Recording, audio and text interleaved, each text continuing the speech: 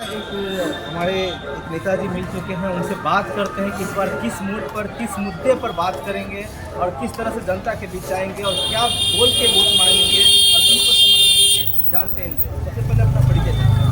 मेरा नाम प्रदीप कुमार प्रभाकर। इस बार क्या वादा लेकर जाएंगे जनता के बीच और क्या उम्मीद लेकर जाएंगे और किनके पक्ष में रहेंगे। हम लोग इस बार स्वास्थ्य के सवाल पर, शिक्षा के सवाल पर, बेरोजगारी के सवाल पर, हिंदुस्तान के संविधान की रक्षा के सवाल पर हम लोग इस बार सुमन कुमार महासेठ को वोट करने जा रहे हैं और जिताने जा रहे हैं। आवाम में एक ही चर्चा है, सुमन कुमार महासेठ, सुमन कुमार महासेठ। चूँकि इससे पहले जो 5 साल MP रहे हैं जनता दल यू, उससे पहले 14 से 19 तक रहे हैं बीजेपी के MP। इस झंझारपुर पार्लियामेंट में कहीं भी एक काम नहीं दिखाई दे रहा है। किसी चौराहे पर चले जाइए, एक भी बोर्ड मुझे दिखा दीजिए। यहाँ के जो पूर्व के MP रहे हैं, उन्होंने अपना क्या क्रियाकलाप रखा है।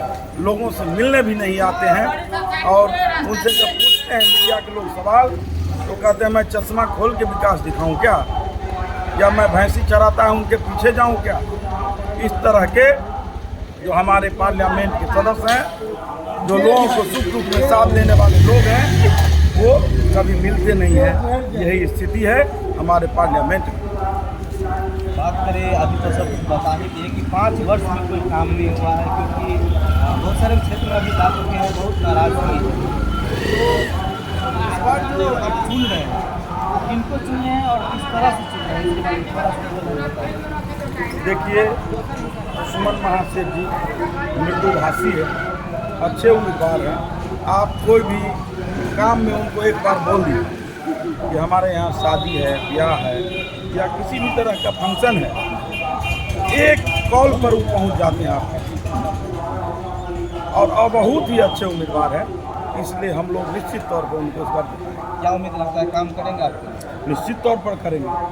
MLC रह चुके हैं 5 साल, हम लोग देख चुके हैं उनके क्रियाकलाप को, तो इसलिए निकाय चुनाव जीते हुए हैं, वो काम किए हैं, इसलिए निश्चित तौर पर वो चुनाव जीते। चलिए, और भी लोग यहाँ उपस्थित हैं, उनसे भी बात करेंगे। खासकर इस झंझारपुर लोकसभा से झंझारपुर बोल रहा है, इसको लेकर के कि क्या अपना वक्तव्य बताते हैं यहाँ के नेता लोग, यहाँ के जो समाज के लोग हैं, यहाँ के जो वोटर हैं। सबसे पहले अपना नाम बताइए। मेरा नाम सही रहा हुआ। क्या लग रहा है इस बार किस तरफ आप लोग जा रहे हैं? हम लोग इंडिया गठबंधन के उम्मीदवार हैं सुमन कुमार महासेठ। उनका अभी पूरे पार्लियामेंट में लहर चल रहा है। हर जात के लोग उनको वोट देने जा रहे हैं। इस बार हम लोग यहाँ 3 लाख वोट से जीतेंगे। क्या वादा है, मतलब कि क्या मुद्दा रहेगा आप लोग रखेंगे और क्या आप ये काम करेंगे? हमारे इंडिया गठबंधन के बिहार के जो नेता हैं तेजस्वी यादव, वो 17 महीना जो रहे सत्ता में, ये सारे जनता को दिखा दिया कि हम कैसे काम करते हैं। अगर सुमन महासेठ जीतते हैं तो बेरोजगारी हटेगी, प्लान रुकेगा और बहुत सारे काम हैं, किसानों के लिए काम किया जाएगा। चलिए, और भी लोग यहाँ उपस्थित हैं, उनसे भी बात करते हैं इस चुनावी चर्चा पे। सबसे पहले सर अपना परिचय बता देंगे। आप झंझारपुर लोकसभा क्षेत्र में इस बार वोट करेंगे, किस मुद्दे पर करेंगे? मेरा नाम सुजीत कुमार यादव है, प्रदेश सचिव कांग्रेस पिछड़ा वर्ग विभाग बिहार। जो मुद्दा बहुत मुद्दा है, महंगाई है, बेरोजगारी है, भ्रष्टाचार है, किसान परेशान है, युवा परेशान है, यही सब मुद्दा है। क्या लग रहा है कि इस बार जो आप चुन के जो भेजेंगे नेताजी को, तो क्या आपके लिए आपके कामों पर खड़े उतरेंगे? हम लोग के उम्मीदवार इंडिया महागठबंधन के श्री सुमन कुमार महासेठ जी हैं, BJP पार्टी से हैं, और इनसे अच्छा उम्मीदवार हमारे लोकसभा में कोई नहीं है। एकदम कर्मठ, ईमानदार, सुशील, बहुत अच्छे हैं। और जनता के बीच ये मैसेज है कि ये जीत के जाएंगे संसद में, तो युवा के लिए आवाज़ उठाएंगे, बेरोजगारी पर क्वेश्चन करेंगे, किसान जो परेशान है खाद का दाम जो दोगुना तिगुना मोदी जी जो बढ़ा दिए, किसान को लेकर अपनी आवाज़ रखेंगे। और बहुत भ्रष्टाचार बढ़ गया, बहुत भ्रष्टाचार बढ़ गया। बात करें पिछले पंचवर्षीय का, तो क्या आपके जो नेता थे रामप्रीत मंडल, क्या विकास किए हैं आपके? आम जनता तो नहीं पहचान रहा है। हम 16 साल से राजनीतिक में हैं, हम आज तक रामप्रीत मंडल को नहीं देखे। रामप्रीत मंडल का चेहरा कैसा है, फेस कैसा है। इस बीच में सुने थे कि वो अलबल कुछ बोल रहे थे कि झंझारपुर लोकसभा का जनता भैंस चराने के लिए चले जाते हैं। इसका मतलब वो जनता को बहुत निचले स्तर से देख रहा है। यदि कोई वोट देता है मंडल जी को, तो उससे बड़ा बेवकूफ़ गधा कोई नहीं हो सकता है मेरे नज़र में। क्योंकि जो सांसद जैसे झंझारपुर के जनता भैंस चराने चला जाता है, और विकास पर यदि कोई पत्रकार प्रश्न करे, बेरोजगारी पर, महंगाई पर, भ्रष्टाचार पर, अपराध पर, तो वो बोलते हैं चश्मा उतार के विकास दिखाओ क्या। तो हमको लग रहा है बहुत भारत में क्या पूरे दुनिया में सबसे खत्म सांसद आरपी मंडल है। इसका हार निश्चित है। चलिए, बहुत सारे नेताजी बताए हैं कि इस बार का सांसद किस तरह था और हम लोग इस बार चुन रहे हैं। और भी बहुत सारे लोग हैं, उनसे और भी कुछ लोग यहाँ हैं, जनता है, उनसे बात करते हैं क्या मूड है, क्या मुद्दा होगा इस बार चुनाव में। सबसे पहले अपना नाम बताइए। मेरा नाम जितेंद्र कुमार है। क्या मुद्दा होगा इस बार चुनाव का इस बार एक मुद्दा है बेरोजगारी। बेरोजगारी बहुत बुरा मुद्दा है। हम लोगों ने मोदी पिछले 10 साल से वोट दे रहे हैं, झोली में भर भर के, लेकिन हम लोग को आज तक मिला कुछ। वही ट्रेन के लेकिन बोगी में बैठ के दिल्ली में गए थे। 40 में 40 सीट आपको इसलिए नहीं दिए थे, हमें रोजगार चाहिए। रोजगार के लिए हमने आपको वोट दिए थे, लेकिन आपने अभी तक कुछ नहीं दिए, सिर्फ आपका जुमला है। इसलिए हम लोग बदलाव को देखते हैं, बेरोजगारी और बदलाव। इस बार किसको चुनेंगे और किस नेता को चुनेंगे? हम लोग सबसे मुद्दा है जो हमारे बिहार के एक युवा नेता है तेजस्वी जी, जिसने रोजगार की भरमार दिया, जो भी वादा किया हम लोग मुद्दे पर, बेरोजगारी के मुद्दे पर उनको वोट देने जा रहे हैं। और मैं यहाँ पे पंजाब बाद में बोलिए। और इस बार सबसे बड़ी बात ये है कि मैंने जब से देख रहा हूँ कि लगातार यहाँ पे जो एनडीए गठबंधन के उम्मीदवार जीत रहे हैं, लेकिन अब तक उसका जैन और प्रखंड में ना तो एक भी काम नहीं गिना पा रहे हैं, क्योंकि उन्होंने केवल जुमलेबाजी ही किया है अब तक और करते आ रहे हैं। उन्होंने जो वादा किया था कि हम लोग 2014 में कि 2 करोड़ रोजगार देंगे, लेकिन अभी तक हम लोग को कोई रोजगार नहीं मिला है। सबसे बड़ी मुद्दा ये है। प्लस में जो महंगाई दवाई जो है इतना बढ़ गया है कि आम जो गरीब बुजुर्ग है उसको बहुत दिक्कत आ रहा है। जो ना तो कोई हॉस्पिटल में बेड की व्यवस्था है अच्छे से हो पा रहा है, और ना ही कोई मेडिकल फैसिलिटी मिल रहा है, जिसके कारण बहुत लोग देख रहा है। और अभी फिलहाल ही में एक मुद्दा ये भी उठा है कि जो कोविड की वैक्सीन बनाने वाली कंपनी है, उसमें एक टीकर के जो एक कमियाँ निकली है, जिसके कारण जो बहुत से लोग हैं जो हार्ट अटैक से भी मर रहे हैं। तो खास करके है कि काफ़ी इसका मतलब है कहीं ना कहीं ये जो कमियां पाई गई हैं, जो आपने देखा होगा कि कुछ महीने पहले जो इलेक्ट्रॉन बॉन्ड का मुद्दा उठा था, जो कहीं ना कहीं इससे जुड़ा हुआ मुद्दा है, जो लोगों को बहुत ही घातक साबित हो सकता है। इस कोरोना की जो वैक्सीन लगे, जिसके कारण जो हार्ट अटैक की जो % है वो दिन पर दिन बढ़ते जा रहा है। बहुत सारे लोग अपने अपनी बातों को रखें और बहुत सारे मुद्दा को रखें कि बेरोजगारी है, शिक्षा में कमी है, और खासकर महंगाई को लेकर के बहुत सारे लोग अपना बात बताएं। और भी बात करते हैं, कुछ महिलाएं हैं यहाँ, उनसे भी बात करेंगे। बने रहे हमारे केबीसी के साथ, और भी कुछ लोग से बात करते हैं। यहाँ पे महिलाएं, उनसे भी बात करते हैं क्या मुद्दा होगा इनका इस बार चुनाव में। क्या जो पिछले 5 वर्ष में काम किए उन्हीं को चुनेंगे कि चेहरा चेंज करेंगे? पहले यहाँ पर नाम बताओ। मेरा नाम मीना देवी है, हम महिला प्रकोष्ठ के प्रखंड महासचिव। अभिबाजी के जो चुनाव पड़ा की मुद्दा रहा कहाँ के चुनाव में? हम लोगों के मुद्दा की तो वही कि शिक्षा होगा चाहिए, दवाई होगा चाहिए, महंगाई चरण छुआ सब बातें में में लगा कर किसी में सबसे गैस दे के खराब होती है।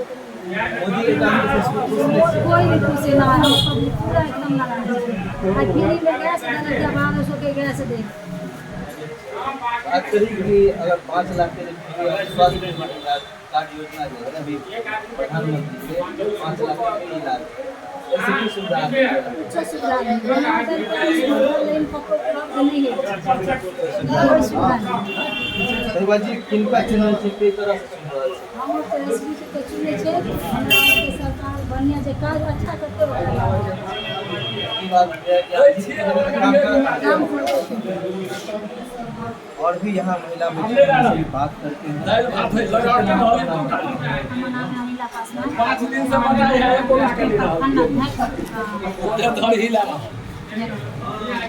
की लगे अभी कि हाँ चेहरा चेंज कर है।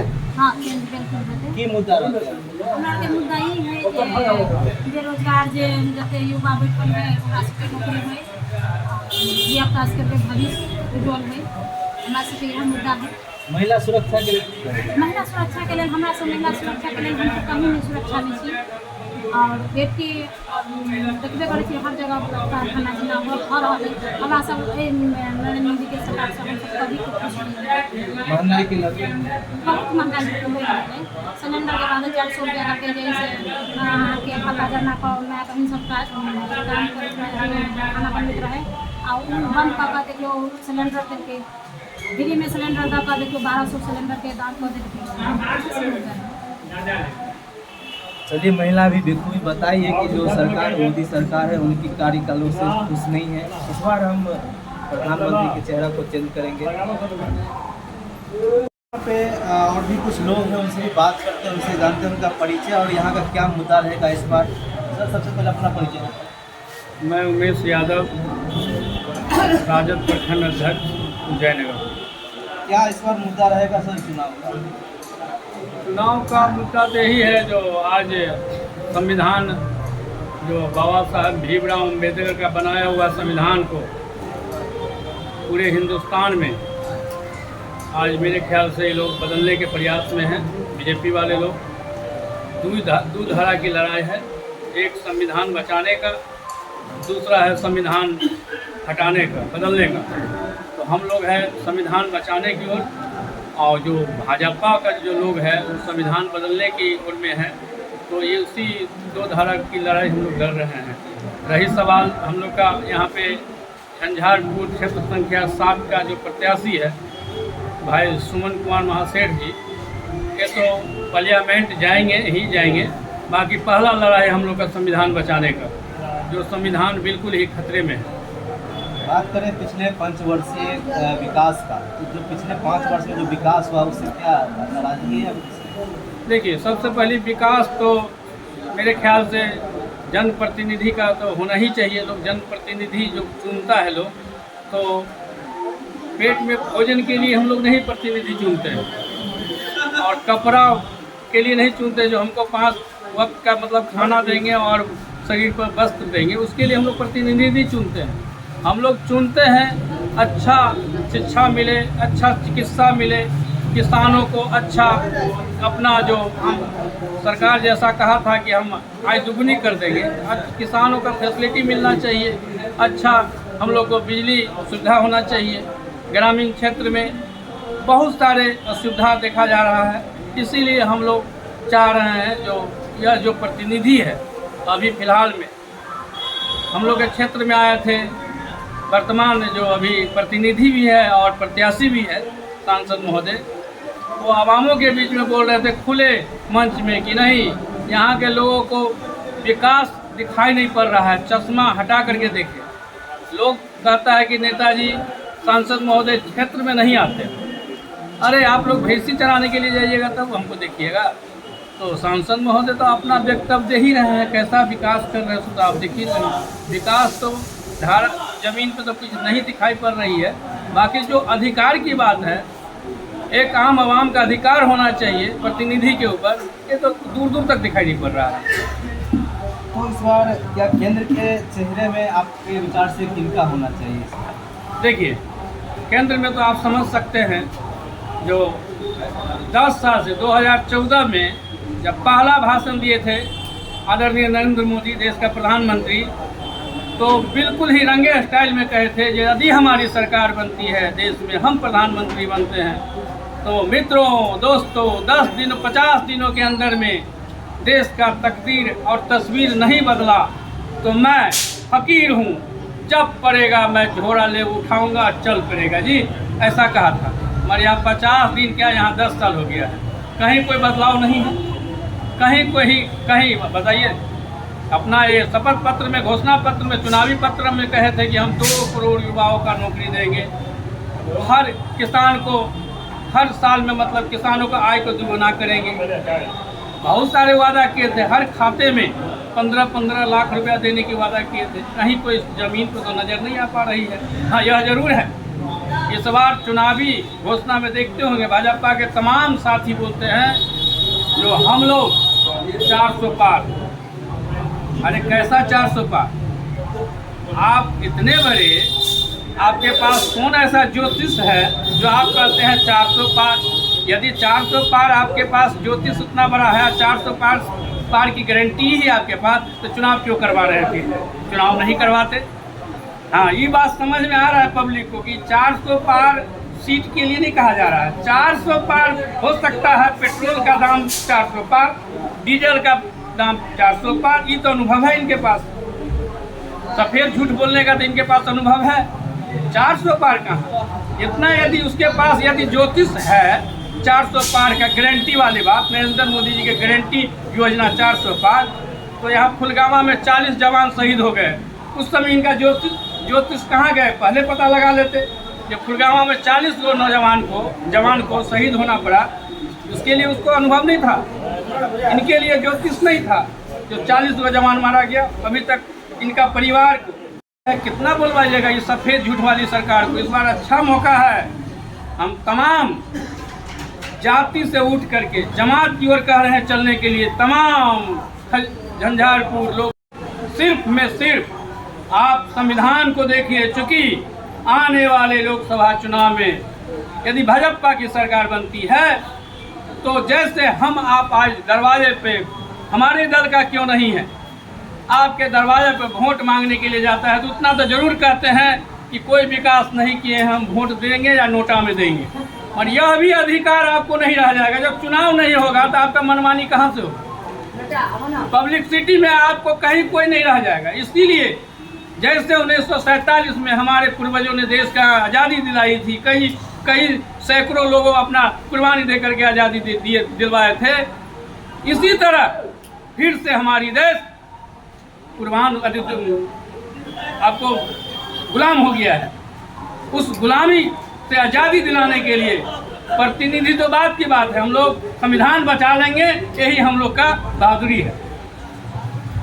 तो देखिए अभी यहाँ के जो नेता लोग थे बहुत बेखूबी बढ़ चढ़ कर बोले हैं अपने जो विरोधी पार्टी है उनके लिए और खासकर अपनी पार्टी को जिताने के लिए। बने रहे हमारे केबीसी के साथ, कैमरामैन अजय सिंह के साथ संतोष कुमार शर्मा की रिपोर्ट।